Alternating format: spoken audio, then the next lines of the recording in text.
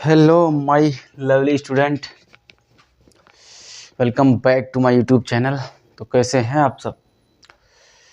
ठीक ही होंगे। कुछ समझ में आ रहा है? देखिए, हम आज ना बहुत ही इम्पॉर्टेंट चीज़ आपको बताने जा रहे हैं जो क्लास 12th के लिए है। आप लोग सबके लिए नहीं, क्लास 12th के लिए है। फिजिक्स का है। ये जो है विद्युत आवेश तथा क्षेत्र, मतलब वैद्युतिकी चैप्टर का एक डेरिवेशन है। बहुत ही मोस्ट इम्पॉर्टेंट है, पॉपुलर। ठीक, इसी टाइप के हम 3 से 4 डेरिवेशन कराएंगे और आप सब देखिएगा कि ये सब अच्छे से एकदम बिल्कुल समझाएंगे और 100% इन 4 में से 2 अगर ना आया तो इस चैनल से आप ब्लॉक हो जाइएगा। ठीक, इतना हम कंफर्म होके कह रहे हैं, लेकिन हाँ आएगा पूरा 100%। इसमें से 2 आएगा, 4 से 6 हम आपको बताएंगे, 2 आएगा पक्का। तो उसमें से आप एकदम बिल्कुल रेडी कर लीजिएगा और एकदम मतलब प्लेन सा है, बहुत टफ ऑफ नहीं है। एक मिनट हम देख लें वीडियो ऑन है या नहीं। वीडियो की क्वालिटी एंड क्वांटिटी बिल्कुल बैड होती जा रही है, ठीक है ना? तो देखो, ये डेरिवेशन है और फिजिक्स का है, यानी भौतिक विज्ञान का, क्लास 12th का। तो इसमें दिया है वैद्युत द्विध्रुव की, ऐसे डेरिवेशन आते हैं और इसको घुमा के भी पूछ सकता है आपसे। इसमें दिया है वैद्युत द्विध्रुव की अक्षीय दिशा में अत्यधिक दूरी पर स्थित बिंदु वैद्युत क्षेत्र की तीव्रता, स्थित बिंदु पर वैद्युत क्षेत्र की तीव्रता का व्यंजक ज्ञात कीजिए। मतलब वैद्युत द्विध्रुव तो ये हो गया -q + q, ये 2 आवेश हो गए, 2 ध्रुव हो गए वैद्युत के। अक्षीय दिशा में अत्यधिक दूरी पर, अक्षीय दिशा में अत्यधिक दूरी p ले गए हम लोग, ठीक। पर स्थित बिंदु पर वैद्युत क्षेत्र, इस बिंदु पर वैद्युत क्षेत्र यानी इलेक्ट्रिसिटी यानी विद्युत, ठीक, E, इसको बोलते हैं E, वैद्युत क्षेत्र E, ठीक, की तीव्रता क्या व्यंजक ज्ञात कीजिए। अब इसका व्यंजक हमको ज्ञात करना है, समझ में आ रहा है आप सबको? इसका हमें व्यंजक ज्ञात करना है। तो व्यंजक कैसे हम ज्ञात करेंगे? इसी वजह से हमने डायग्राम बना दिया, डायग्राम जो है ड्रा कर दिया हमने कि आप लोग समझें कि कैसे क्या हो रहा है, ठीक। ये उतना हो गया। अब हम अगर चाहें तो यहाँ पे कुछ लिखें, जैसे स्टार्ट करें अगर हम, तो स्टार्ट करते हैं यहाँ से, -q आवेश के कारण, -q आवेश के, देखो ये बहुत इंपॉर्टेंट है। हम एक चीज़ ये बता दें आप सबको, बार बार इस वजह से हम कह रहे हैं कि इंपॉर्टेंट है, इंपॉर्टेंट है। अरे भाई है, तभी हम कह रहे हैं, बुद्धू नहीं है। और आपके लिए भी तो, मतलब जितने भी लोगों का बोर्ड एग्जाम देने जा रहे हैं उनके लिए तो बहुत ही ज़्यादा मोस्ट इम्पॉर्टेंट है, ठीक। तो यहाँ पर हम क्या लिखेंगे, जो है वैद्युत बिंदु P पर वैद्युत क्षेत्र की, मतलब -q आवेश के कारण बिंदु P पर वैद्युत क्षेत्र की दिशा, ठीक। -q आवेश के कारण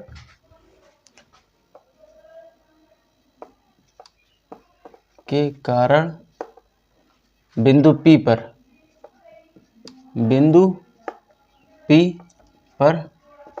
वैद्युत क्षेत्र की दिशा, वैद्युत, ये हमको व्यंजक इसका ज्ञात करना है कि दिशा, ठीक। इतनी चीज समझ में आया? देखो क्वालिटी एंड क्वांटिटी मेरी बैड है यानी बुरी है। तो आप लोग अपने हिसाब से इसको जो है करिएगा, मेरी लैंग्वेज को अट्रैक्ट करिए, लैंग्वेज के हिसाब से चलिए। तो हम लोग जानते हैं जो है कि वैद्युत, हाँ ठीक, वैद्युत क्षेत्र निकालना है हमको, इनका मतलब P पोल से, P ध्रुव से, ठीक, -q आवेश की तरफ। तो देखिए ये डायग्राम जो बनाया ना, कभी भी इतना ध्यान में रखिए आप लोग, -q आवेश की तरफ विद्युत यानी वैद्युत क्षेत्र -q आवेश की तरफ ज़्यादा लगेगा, क्यों? और जो +q आवेश है इससे दूर भागेगा, ये रीज़न है फिजिक्स का, ठीक। इतना बात समझ में आया? तो हम लिख दे रहे हैं वैद्युत क्षेत्र यानी E का वैल्यू क्या होती है बताओ? 1/4 पाई ε0 क्यू बाई आर स्क्वायर। ये तो आप लोगों को पता होगा, ठीक। इतना चीज़ समझ में आया। हम बोर्ड से इस वजह से बार बार हट रहे हैं, आप लोग को दिखे पूरा। ये हो गया तो वैद्युत क्षेत्र की, अगर लेकिन हम निकाल किस पे रहे हैं, क्यू माइनस क्यू आवेश के कारण, माइनस क्यू आवेश के कारण बिंदु P पर, ठीक। तो बिंदु P पर अगर हम निकालेंगे तो ये हो जाएगा E बराबर 1/4 पाई एप्सिलॉन नॉट, और Q की जगह हो जाएगा Q ही रहेगा, हाँ Q तो Q ही रहेगा, R प्लस L बिंदु P पर, है ना, माइनस क्यू आवेश से बिंदु P पर, माइनस क्यू आवेश के कारण बिंदु P पर, तो ये L प्लस R हो जाएगा, L प्लस आर स्क्वायर, हाँ L प्लस आर स्क्वायर ही होगा। तो ये हो गया Q, यहाँ लिख दो L प्लस आर स्क्वायर, ठीक। Q आवेश वही रहेगा, इसको मान लो इक्वेशन फर्स्ट। अब हम जो है प्लस क्यू आवेश पे निकालेंगे, प्लस क्यू आवेश पे हम निकालेंगे तो लिखेंगे प्लस क्यू आवेश के कारण, वही चीज़ लिखना है एकदम। देखो डेरिवेशन आपको समझ में आ जाएगा ना, तो पक्का 100% आप आराम से कर लेंगे। माने प्लस क्यू आवेश के कारण बिंदु P पर वैद्युत क्षेत्र, इसी के निकलना है, बिंदु P पर, बिंदु P पर वैद्युत क्षेत्र, वैद्युत की दिशा, यानी वैद्युत की दिशा, वैद्युत क्षेत्र की दिशा की दिशा, ओके। ये इतनी बात समझ में आई आप सबको? ना आई होगी तभी बताएंगे, दोबारा बताएंगे, तिबारा बताएंगे, जितनी बार कहोगे उतनी बार बताएंगे, ठीक।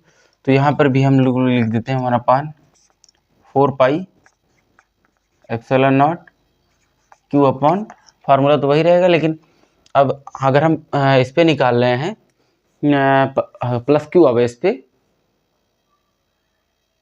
हाँ प्लस क्यू आवेश पे, तो यहाँ पे हो जाएगा मेरा L माइनस, मतलब L माइनस आर स्क्वायर, ये इसमें से घटेगा, ये यहाँ तक की, ये यहाँ तक की पूरी दूरी है, ठीक।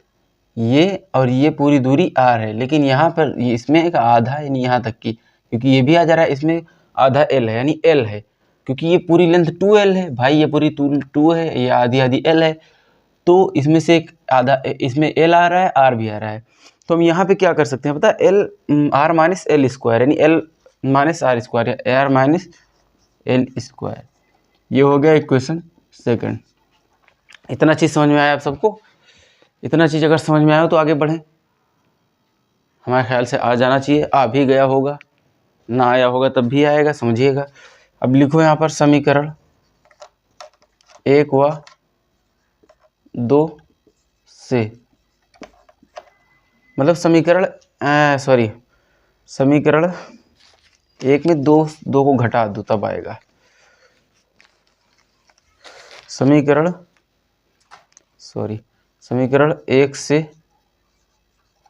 समीकरण 2 को घटाने पर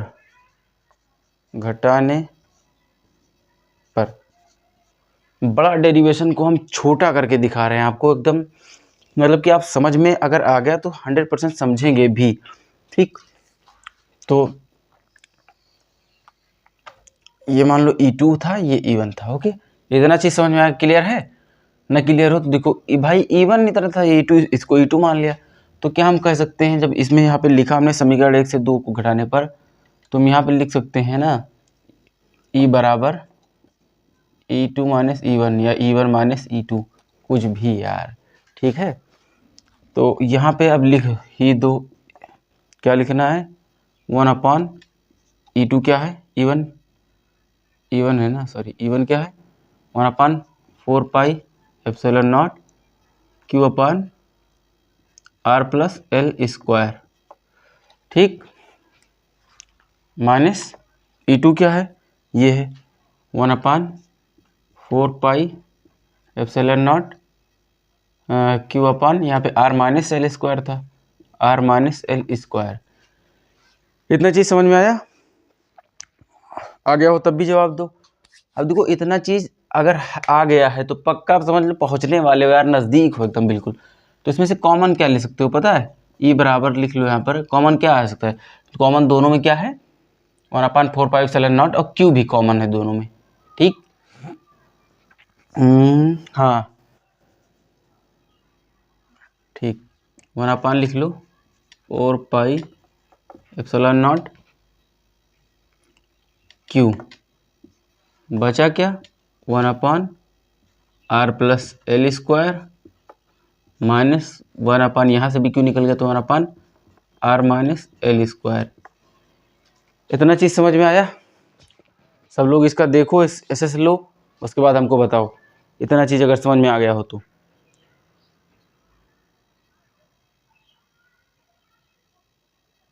ठीक, अब हम चलते हैं नेक्स्ट पे। नेक्स्ट क्या है? नेक्स्ट पद क्या होगा? हाँ ठीक, देखो नेक्स्ट हमारा टर्म ये होगा कि इसको तो पहले ऐसे ही उतार ही लो, 4πε0 क्यू, है ना। यहाँ पे देखो तिर्यक गुणा करा दो इन दोनों को, ये गुणा कराएंगे तो इसको जो है इससे कराओ, क्या आएगा? r-l², फिर माइनस इसको इससे कराओ r+l²। ठीक, ठीक है, हूँ क्या? माइनस रहेगा यार,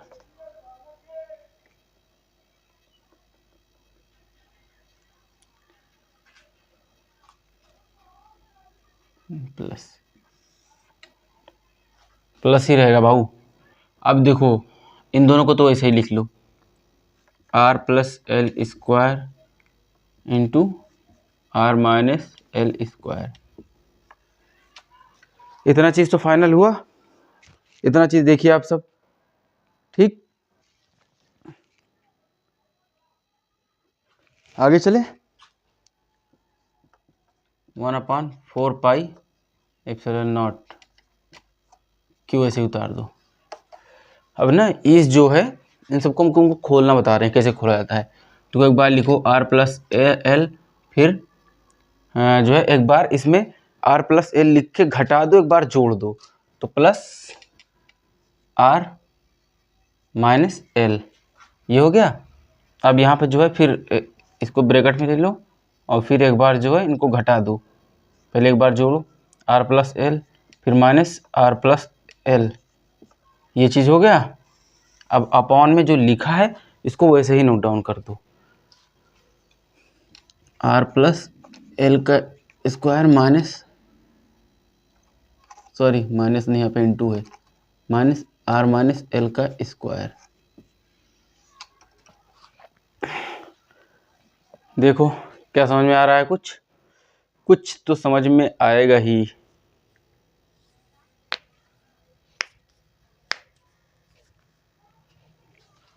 देखो सब ठीक, इतनी चीज़ें समझ में आई। अब हम क्या करते हैं भैया, करते तो हैं कुछ ना कुछ। l minus l plus cut गया, r minus r plus cut गया, ठीक है ना।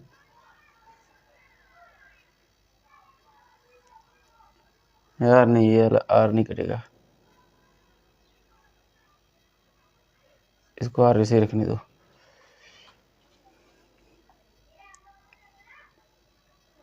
r ये कटा इस r से, और जो है ये l नहीं कटेगा, ये l कटा,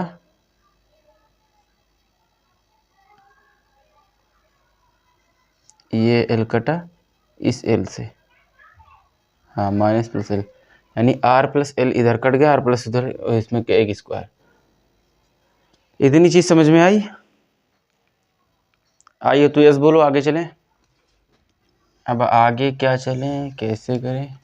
इसको मिटा दे क्या? देखो सब लोग लिख लो, नोट डाउन कर लो, हम स्क्रीनशॉट ले लो, जिसको समझ में आया हो फिर आगे चल के समझाते हैं। ठीक, हम थोड़ा सा मिटाने चलते हैं, बस यहाँ से हल्का सा, ये फर्स्ट टर्म, ये चीज़ आप लोग ध्यान में रख लीजिए, एसएस लीजिए, क्योंकि यहाँ पर हमको अच्छे से थोड़ा और समझाना है। ठीक, ये हो गया। अब हम जो है इसको नोट डाउन करो, क्या बचा हमारे पास 1/4πε0 क्यू। ठीक, बचा क्या है 2r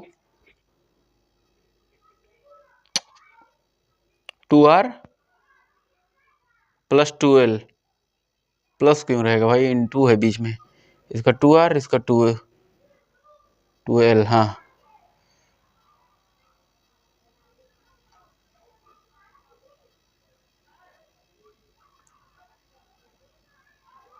वन आर, ये 2r हो गया और एल 2l। ठीक, तो यहाँ पे लिख दो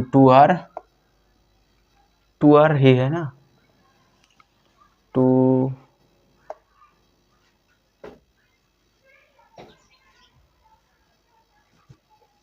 2r इंटू 2l अपॉन नीचे क्या बचा r प्लस एल,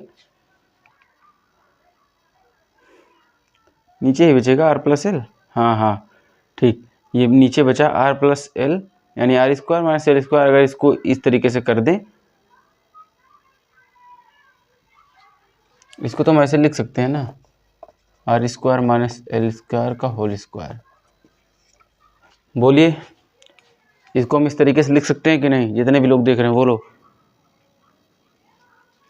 हाँ भैया बिल्कुल लिख सकते हो। ठीक, और यहाँ पे आके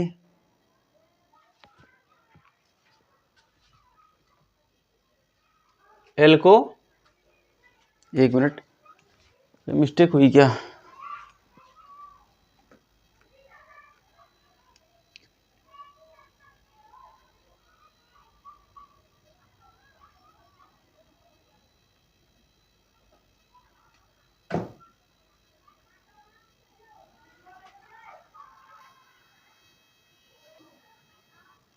हाँ ठीक है। ठीक, कैसे ठीक है, देखो यहाँ से हम 1/4πε0 क्यू इंटू 2l लिख लो, क्यू इंटू 2l। ठीक, ये चीज़ हम क्या कर रहे हैं पता है, ये चीज़ बाहर हो गया। अब बचा क्या यहाँ पे 2r अपॉन और r स्क्वायर को, जब इसको होल स्क्वायर खोलोगे तो हो जाएगा r⁴। ठीक, और एक पॉइंट यहाँ पे ये लिख लो कि l बहुत अल्प दूरी पर है, अल्प दूरी पर है, इसीलिए नगण्य होगा। यह नगण्य होगा मतलब 0 होगा, नगण्य होगा। ठीक, ना के बराबर। देखो एल कितनी अल्प दूरी पर है इसकी, ये ठीक, मतलब इनकी बहुत ही कम दूरी, एल मतलब अल्प दूरी यहाँ पर हुई। ठीक, मतलब बहुत ही कम दूरी ली गई है, ये समझ में आया। अब देखो ये चीज़ था, तो हमने क्या किया, कट हो गया यहाँ पर। हाँ, एक r से ये बचा 3, तो यहाँ पर फिर लिखो, और q into 2l equal to P बराबर होता है। ठीक, मतलब कि ये तो दिया, फिजिक्स में दिया ही है, इतना आप लोग समझ ही जाइएगा, q into 2l equal to P. लेकिन इसको आप लिखना नहीं है, जो लिखा है आपको वही लिख दीजिएगा सीधा यहाँ पर। ठीक, क्यों, और यहाँ पे l बता दिए हैं कि नगण्य होता है, तो l तो ख़त्म ही हो जाएगा, फिर बचेगा q, उसके बाद बचेगा r की रूट 3, r की पावर 3, 1/4πε0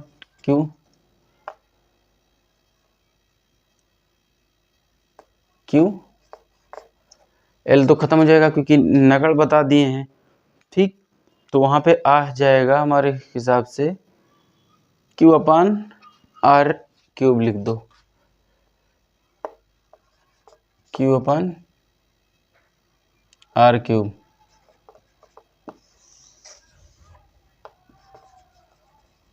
यही हुआ, देखो समझो सोचो एंड फिर से वीडियो देखो। ठीक, जहाँ तक कि मैंने कोशिश की थी समझाने की, अगर समझ में आया हो तो बताओ, नहीं तो भी नेक्स्ट क्वेश्चन और बताएंगे। हमारा ख्याल से हमारा ये मन है कि आप लोग को बस क्वेश्चन हम लिखा दें कि कौन कौन से इम्पोर्टेंट हैं, है ना। कराएंगे तो ज़्यादा प्रॉब्लम होगी, तो मन में तो यही है कि करा इसको आप लोग ही कर लीजिए। ए यार सॉरी सॉरी सॉरी सॉरी, यहाँ पे 2 बचा ही है ना, ये क्यों हो जाएगा। ठीक, इतना ठीक है। अब आप लोग इसको जो है नोट डाउन करिए, देख लीजिए, समझ लीजिए। उसके बाद हम इससे रिलेटेड 2 क्वेश्चन 3 क्वेश्चन और लिखा देते हैं। इसको आप रेडी करिएगा 12th के लिए पक्का एकदम 100%। आई श्योर, हम एक वादा करते हैं आपसे कि ये 12th क्लास का ये समझ लीजिए एक दवा का काम है। ये अगर इसको पढ़ लिया बस, ज़्यादा नहीं, ये जैसे क्वेश्चन यहाँ पर पूछे हैं इसको मिटाएंगे नहीं, है ना। तो और भी क्वेश्चन पूछ सकते हैं, 2-3 क्वेश्चन हमने नोट भी किए हैं उठा के, 22, 24, 23 ऐसे ऐसे पूछ लिए हैं लगातार भाई, 5 से लेके लगातार पूछे हैं, तो उनका तो मतलब तो होगा ही कुछ ना कुछ।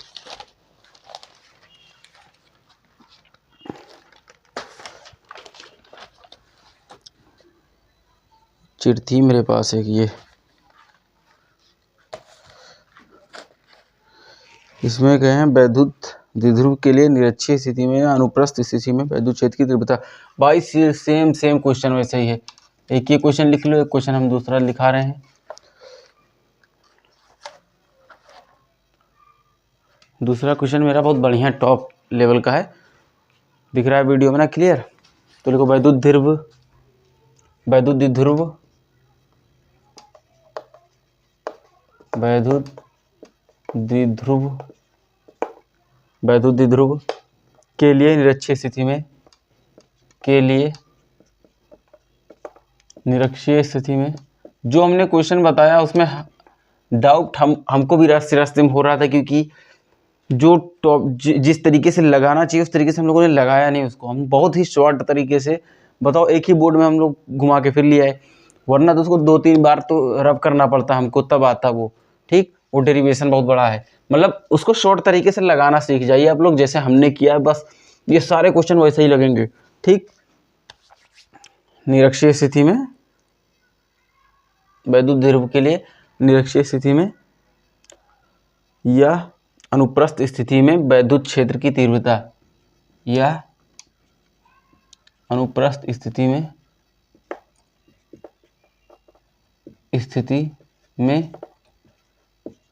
वैद्युत क्षेत्र की तीव्रता ज्ञात कीजिए, तीव्रता ज्ञात कीजिए। अब थर्ड क्वेश्चन लिखो भैया। ये क्वेश्चन बहुत ही इम्पोर्टेंट है सारे के सारे, अगर हमसे नहीं पढ़ना है तो कहीं जाके पढ़ लेना कहीं, लेकिन ये इम्पोर्टेंट है क्लास 12 फिजिक्स के लिए, बहुत ही इम्पोर्टेंट क्वेश्चन, धमाकेदार। और वैद्युत द्विध्रुव के लिए निरक्षीय स्थिति में या अनुप्रस्थ स्थिति में वैद्युत क्षेत्र की तीव्रता के लिए व्यंजक ज्ञात कीजिए। वही सेम, अब तुमको हम बता दें ये कब कब पूछा है। 24 हुआ, 20, 14, 2024, 2020, 14, ठीक, 12, 11, 8, 7, 5, 12, 11, 8, 7, 5, ये इम्पॉर्टेंट है। ठीक, ये हो गया। अब सेकंड क्वेश्चन क्या आता है, वैद्युत क्षेत्र के लिए निरक्षीय स्थिति में या अनुप्रस्थ स्थिति में वैद्युत क्षेत्र की तीव्रता के लिए व्यंजक ज्ञात कीजिए। वही सीधा क्वेश्चन है। ठीक, एक क्वेश्चन और हम बता दे रहे हैं। एक समान वैद्युत क्षेत्र में वैद्युत द्विध्रुव पर लगने वाले आघूर्णन महत्तम बल आघूर्ण का व्यंजक प्राप्त कीजिए। ये भी पूछ चुका है, तो मेरे ख्याल से कुछ क्वेश्चन और देख लें, सॉल्व करा दें या फिर लिखा दें आप सबको।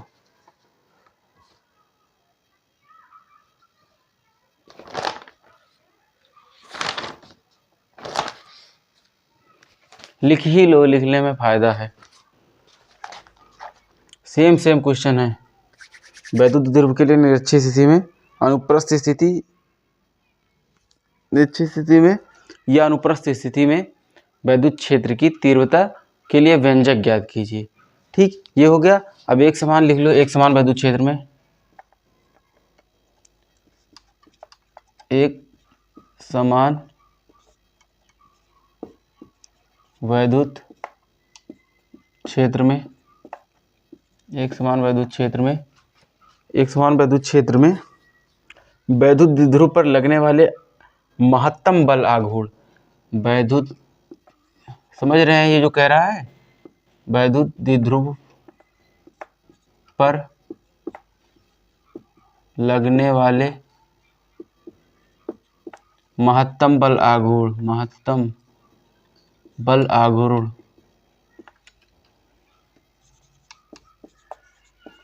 महत्तम बल आघूर्ण, ठीक, महत्तम बल आघूर्ण या महत्तम बल आघूर्ण का व्यंजक प्राप्त कीजिए, व्यंजक प्राप्त कीजिए, साथ ही में इसके आधार पर वैद्युत द्विध्रुव आघूर्ण की परिभाषा कीजिए, इसके आधार पर वैद्युत द्विध्रुव आघूर्ण की परिभाषा दीजिए। ओके, ये चीज़ फाइनल हुआ, इतना चीज़ समझ में आया कि नहीं? अब देखो इसका जो है ना, हमें डायग्राम बना दे रहे हैं तुम लोग को, ये वैद्युत क्षेत्र है, ठीक, इस पे कोई बल आघूर्ण लगा है, मान लो Q minus Q plus Q, ये इधर खींच रहा है, ये इधर खींच रहा है, ये बल थीटा है, ठीक। इस पर लगने वाले बल आघूर्ण की परिभाषा दीजिए और व्यंजक ज्ञात कीजिए कि क्या होगा, ठीक, इतना चीज़ समझ में आया। और लेकिन इसको मतलब अपने हिसाब से कर लीजिएगा, ऐसे भी पूछ सकता है। और नेक्स्ट क्वेश्चन एक है,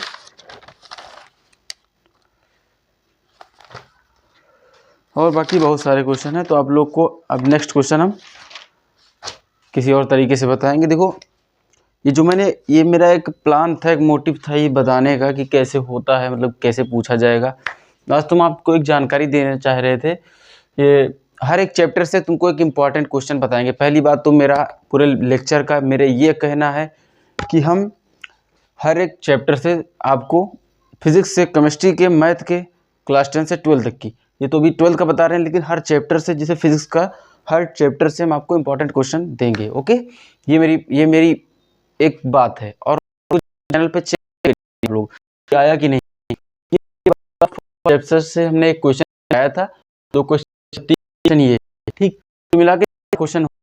अब 4 इन्हीं में से 24 तक की पूछे गए, कोई 23 तक की पूछा गया है, कोई 19, कोई 20, लेकिन ये घूम के बहुत ही मोस्ट इंपॉर्टेंट क्वेश्चन को हमने उठाया है। बस 4 क्वेश्चन में से मोस्ट इंपॉर्टेंट क्वेश्चन एक तो पक्का ही आ जाएगा 100%, ठीक, एक नहीं तो 2 आना ही है। तो ये आप लोग देख लीजिएगा, जाके समझिएगा कि कैसे बताया था भैया ने, उसको लगाइएगा अपने हिसाब से, ठीक।